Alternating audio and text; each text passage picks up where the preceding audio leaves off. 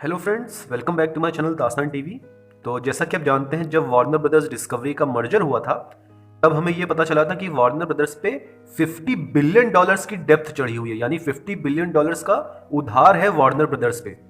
और जब डेविड ज़स्लव ने टेक ओवर किया था तो ये बात निकल के आई थी कि अगर इतना बड़ा उधार इनको चुकाना है तो कुछ हार्ड डिसीजंस इनको लेने पड़ेंगे। और फिर हमने ये देखा था कि डेविड ज़स्लव ने कुछ हार्ड डिसीजंस लिए थे। बहुत से CW प्रोजेक्ट्स को इन्होंने कैंसिल किया और बहुत सी मूवीज जो DC की कंटिन्यूटी में कोई बड़ा रोल प्ले नहीं कर रही हैं उनको भी डेविड ज़स्लव ने कैंसिल किया। तो गाइस, रिपोर्ट्स के हिसाब से डेविड ज़स्लव ने अब तक 7 बिलियन डॉलर्स की डेप्थ को क्लियर कर दिया है, यानी 50 बिलियन डॉलर्स की जो डेप्थ चढ़ी हुई थी उसका 7 बिलियन डॉलर्स इन्होंने क्लियर कर दिया है, जो एक तरीके से देखा जाए बहुत अच्छी प्रोग्रेस है। और आपको एक चीज यहां से समझनी चाहिए कि डेविड ज़स्लव एज अ लीडरशिप इन्होंने अपना पावर दिखा दिया है, यानी कि जो एक अच्छा लीडर होता है उन्होंने अपने आप को पोर्ट्रे किया है एक अच्छे लीडर की तरह। और इस डेप्थ को क्लियर करने के लिए डेविड ज़स्लव ने कई बार ये चीज बोली है कि इनकी जो बड़ी बड़ी आईपीज हैं, जैसे हैरी पॉटर फ्रेंचाइज हो गया या DC की जो बड़े बड़े नाम हैं, सुपरमैन, बैटमैन, और जो Lord of the rings franchises हैं, इन फ्रेंचाइजेस को वो वापस लेके आएंगे क्योंकि ये बड़ी आईपीज हैं। ये बॉक्स ऑफिस कलेक्शन भी अच्छा करेंगी, मर्चेंडाइज की सेल भी अच्छी होगी, स्ट्रीमिंग पे भी अच्छा परफॉर्मेंस करेंगी। तो अब रिपोर्ट्स निकल के आ रही कि वार्नर ब्रदर्स ने न्यू लाइन सिनेमा के साथ कॉन्ट्रैक्ट साइन किया है Lord of the rings franchise को बड़े स्क्रीन पे वापस लाने के लिए, यानी कि लॉर्ड ऑफ द रिंग्स की अब हमें और मूवीज देखने को मिलेंगी। अब ये सीक्वल होंगी या प्रीक्वल होंगी ये फिलहाल हमको नहीं पता, लेकिन ये बात कंफर्म हो गई है कि Lord of the rings franchise की हमें ढेर सारी मूवीज देखने को मिलेंगी।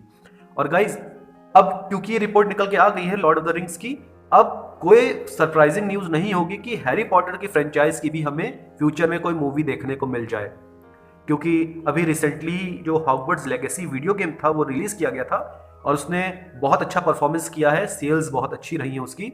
तो जो बड़ी बड़ी आईपीज हैं वार्नर ब्रदर्स की, उन्हें डेफिनेटली अब डेविड ज़स्लव आगे लेके आ रहे हैं क्योंकि इनसे पैसा ज्यादा अर्न होगा।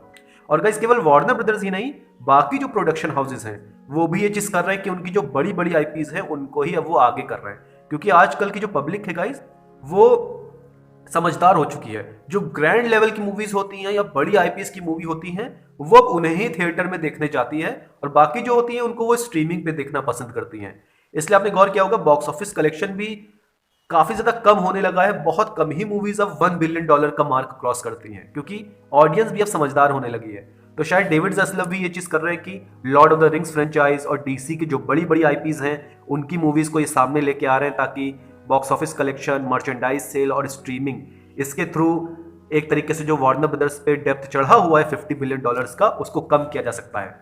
और इससे एक बात तो क्लियर हो गई कि जो र्यूमर फैलाया जा रहा था क्रिटिक्स ब्लॉगर्स की तरफ से कि डिस्कवरी ने जैसे वार्नर ब्रदर्स को खरीदा है वैसे डिस्कवरी दोबारा बेच देगा वार्नर ब्रदर्स को किसी और कंपनी को, लेकिन मुझे नहीं लगता कि ऐसा होने वाला है। और वार्नर ब्रदर्स डिस्कवरी कई सालों तक ये कंपनी चलेगी और उम्मीद करते हैं कि Lord of the rings, Harry Potter के साथ साथ DC का जो ब्रांड है उसको भी दोबारा सुपर सक्सेसफुल करके दिखाएं डेविड ज़स्लव।